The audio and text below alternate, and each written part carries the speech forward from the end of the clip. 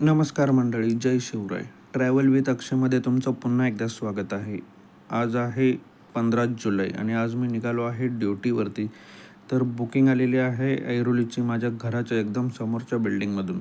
तर ही समोरची जी बिल्डिंग दिसते तिथूनच पिकअप आहे. तर माझ्या चॅनलवर नवीन असाल तर माझं चॅनल सबस्क्राईब करा आणि मला सपोर्ट करा.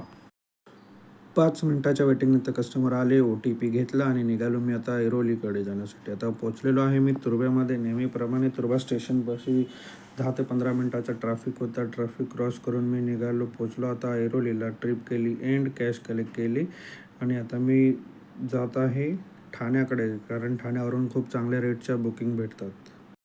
तर ठाण्यालासुद्धा जाऊन अर्धा तास वेट केला. अर्धा तास वेट केल्याच्यानंतर काहीच बुकिंग चांगल्या येत नव्हत्या. शेवटी ठाणा स्टेशनवरून बुकिंग आली आपली सीवूड्सची. मग कस्टमरला घेतला, OTP केला पिकअप आणि मी निघालो होतो सीवूड्सला.